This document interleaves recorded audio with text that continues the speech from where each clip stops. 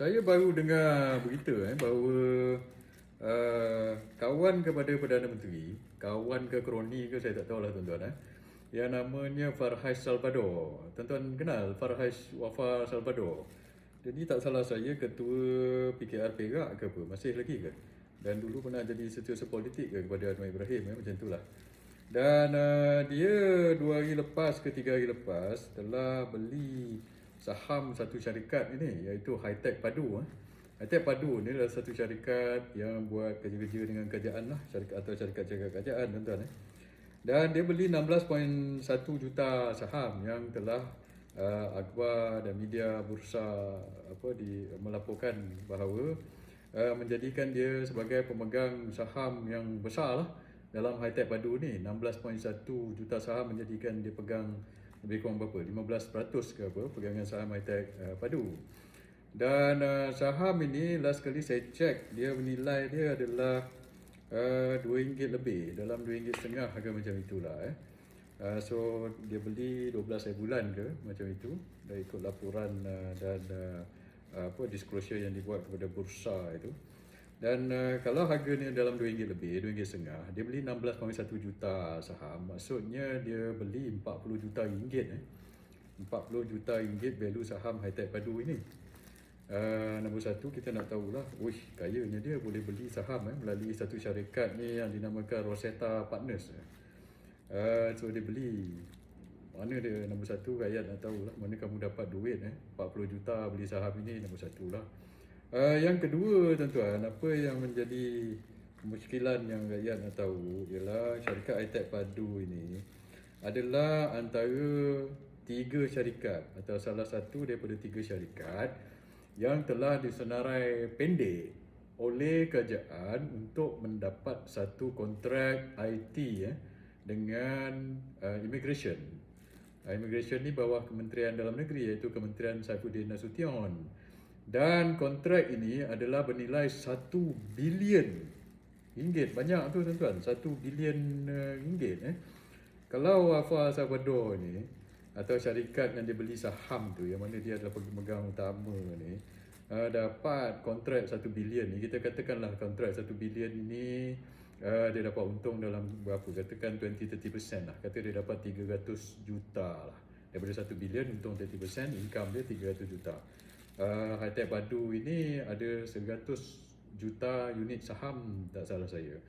So kalau 100 juta dia dapat 300 juta, 300 juta bagi 100 juta, satu saham itu dapat meningkatkan income dia RM3 atau RM2 lebih. So jumlah ini boleh meningkatkan nilai Hitech Padu ni, jumlah saham dan sebagainya boleh dikatakanlah ada kira-kira dia lebih complicated, tapi ini secara mudah lah saya bagi tahu campur RM3, RM2.5 jadi RM5.5. Kita ambil RM5 lah so dia beli RM2 lebih, dia dapat RM5, so lebih kurang double. Itu hari dia beli 40 juta lebih kurang.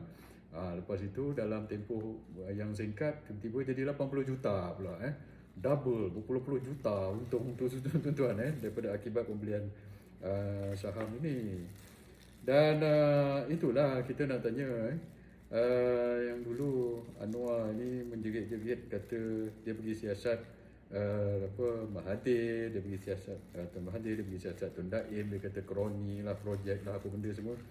So kita nak tahu adakah ini juga projek-projek kroni ni Anwar ini awak nak tahu ni. Dulu awak menjerit-jerit pasal kroni-kroni, sekarang tiba-tiba kawan baik awak yang bukan mungkin lah orang kata ni kroni lah, ni kroni ni adalah kenalan baik dan sebagainya. Awak Salvador Farhaj ini tiba-tiba pula boleh beli nilaian 60.1 juta saham ini. Mungkin harga kalau ikut harga pasaran bernilai 40 juta ringgit ini, yang mana syarikat ini termasuk dalam senarai pendek 3 syarikat yang disenarai pendek oleh kerajaan untuk mendapat kontrak 1 bilion untuk kontrak immigration itu.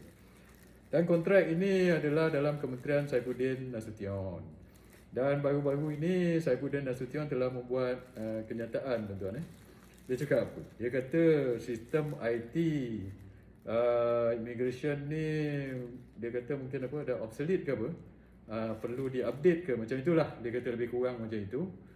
So sebab itu kena ada satu projek lah untuk buat sistem IT ni. Rupa-rupanya projek ini bernilai 1 bilion dan rupa-rupanya kerajaan dah shortlist dah 3 company dan salah satu daripada company itu rupa-rupanya adalah Hitech Padu yang rupa-rupanya saham dia baru-baru ini dibeli oleh kawan Anwar Ibrahim iaitu Farhas Wafa Salvador. So saya nak cakap fakta je lah tuan-tuan Ini adalah fakta-faktanya.